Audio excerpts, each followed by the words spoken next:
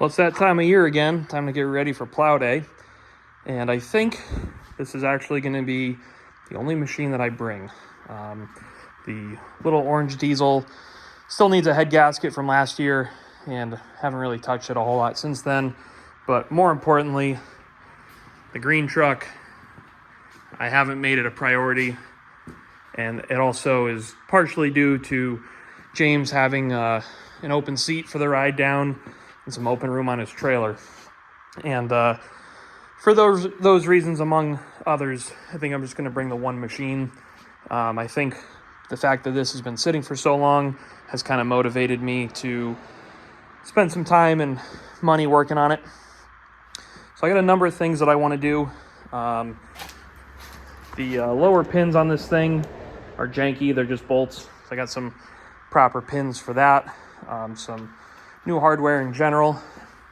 Over the winter, I built this plow setup, and it uses these quick disconnect fittings, and I got to get a corresponding set for the 3-point so that I can get that plumbed in. I need to make a throttle stop for the engine, or not a throttle stop, a fuel stop, I should say. So this little lever back here is what kills the engine.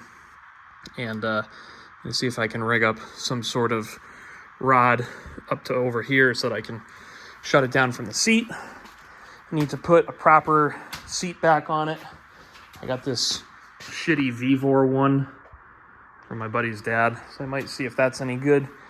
Went to Tractor Supply today to take a gander at seats, and boy was I surprised. $250 for some 2-pound Chinese aftermarket overseas piece of junk. But the other thing I really want to do is fix the stance. But I would say the inside of both tires is probably pretty close, but I'd like it so that this is more centered, or even with the outside of the tire. And my first thought was going with like a 430 axle. So I think this is out of a 318 originally. It was kind of, the machine I bought was kind of cobbled together. But the other thing too is that I think the look of 16s, it's kind of hard with the fisheye, but I think 16s in the front, 26s on the back. I don't know. I think this thing might need to get some 18s. So these are 16 650s, and I'd be getting 18 850s. So right off the rip, be about 2 inches wider. And then these are 8 by 5.5 or something like that, 8 by 6. And then the wheels that the bigger tires would go on would be 8 by 7. And I was thinking too about maybe doing some like a spindle conversion with an actual hub. Okay, so I did some math, and I think I got it pretty well figured out. I just ordered wheels and tires and hubs. So we're going to pick up 2 inches of tire, and it's also going to stick out further relative to the face of the hub. It's going to be a 7-inch wide tire instead of a 5.5, or a 7-inch rim instead of a 5.5-inch rim. And then the hubs that I ordered are skinny enough that they can adjust in and out quite a bit. And I'll just use spacers, kind of same way that I adjust the front end width on the go-kart. And I think it's going to get us pretty close to being on center with the rear. I don't know that it's going to get us matching outer width. Then the other thing I did is I put it up on some 1-inch spacers to simulate the extra height that these 18-inch tires are going to provide, just as a way to kind of make sure that this thing's not going to look super raked out. It's definitely going to be a little bit taller in the nose than it is now. I don't think aesthetically that's going to be an issue. It wouldn't be hard to lift the rear slightly with how it's set up there with the U-bolts. So not going to agonize over that. I got the lower pins installed, bunch of play, so I'll probably make some bushings for that to take up some of the slop. I need to go to Fluid Dynamics tomorrow and get a set of quick connects from the front, and probably try to make some kind of bulkhead. Maybe put them here, maybe put them up on the fender. That way it's easy to switch back and forth. I get to see the real estate back here is somewhat limited, so I got to see what I can do there. Then I got to put my flip seat bracket on and start mocking up different seats, seeing what I can do there. Got to rip the plow mount off the front so I can put the weights back on, but making progress. Working on getting the quick disconnect plumbed for the rear hitch, and this is kind of what I'm settling on for the time being. I think probably going to come up the fender using the rear light bracket holes here, and then make a little fixture, because these are both bulkheads, that'll grab these, and then these lines will stay on the tractor side. These lines come out of the valve, and then I have some sheathing here that I can put over both hoses, and that should protect everything, because there's a couple contact points here. So that's going to allow me to swap the hoses front to rear from 3-point to the front lift when needed.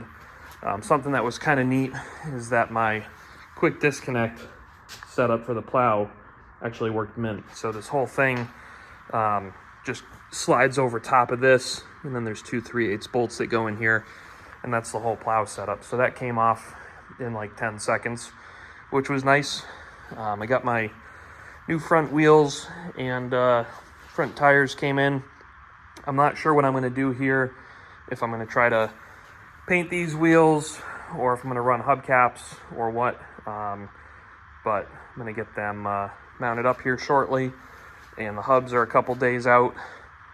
Seat should be here today, so I got to get the bracket going. For some reason, I wonder if this is like a later one. I remember these being different, the top half anyway. I wonder if this is from something else, but anyway, just plugging away. Super messy, but getting ready for plow day. Well, I've been plugging away today. Pretty shit weather, and haven't really recorded a whole lot, but as you can see, got the new seat on. Came from Amazon, about 150 bucks, something like that. Got these armrests, which are pretty nice. Adjustable back, which really just means it hinges. There doesn't seem to be anything that really like kind of keeps it in place. But it's comfortable, and it was less expensive than getting a seat at Tractor Supply. That was a sticker shock there for sure. Only issue I'm having is that when you're on it, you know, you're at the back of the spring, so you're putting the most leverage on it possible. The seat will compress and hit the hydraulic lines for the 3-point. So I think tomorrow I'm going to pull this bracket back off, slot these holes so I can slide it down and make some more clearance. But it flips up. It doesn't stay up on its own, but at least I can, at least I can fill the fuel tank. Made this little adapter piece. I got to pull it off yet and weld it out. Here at Hughes Garage, sometimes we have to drive 300 miles to finish welding our seat brackets after the seats fall off on the highway, because if you recall, I did not weld this out entirely. But luckily, Hughes Garage is also Brandon's garage, and Brandon's garage has this really nice welder that works good. Thanks, buddy. It's adjustable, it's comfortable, it's coming along. So pretty much all that's left is those little things, and then like I said, just waiting on stuff for the front hubs. And then I got gaskets coming to hopefully address the oil leak on the transaxle. I got to service that, and pretty much it. Well, it's Friday morning.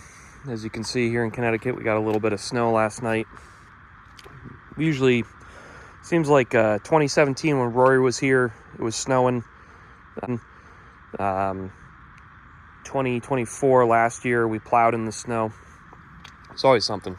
But anyway, yesterday had the day off, and I jammed out, got a bunch of work done.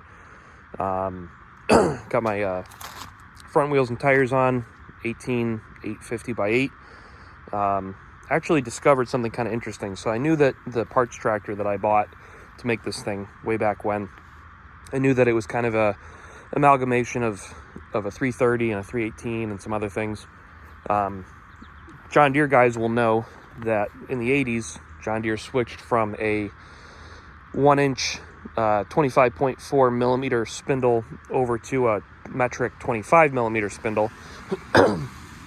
This one is standard. This one is metric, but it's a standard axle. So this spindle is actually loose in the axle. And also because these are 1-inch hubs, the hub's got a little bit of play. So I was able to reach out to Fulton Mower Salvage, and they actually they have one, and they're going to be bringing it to Plow Day, so I'll be swapping that on. But otherwise, I didn't fix the trans leak. It's kind of more of a job than I remember, so that's one where I'll just wait to take care of that. I'm going to bring a 2-bottom. Depending on the field conditions, this might get switched back just to a single 1-bottom plow. I've got the Coulter wheel on the front. James is bringing a second Coulter wheel for the rear. Couple issues. This new seat and the steering wheel alignment isn't great. It's comfortable, but it's not awesome. I need to make the wheel more vertical, and I also need to find a stiffer seat spring, because the way that this seat is, for one, it's got a little bit of weight to it, and for two, the amount of leverage that it puts on the spring means that you're pretty much always bottomed out. And I'm a bigger guy, so like that doesn't help either. But anyway, yeah, this thing is pretty much ready to go. And at this point, we're just waiting on James and Liam to get here, and we're going to get loaded up and hit the road. So this is going to do it for the prep side of the video. And we'll see you guys down there in PA, and we'll hopefully be turning some dirt this afternoon.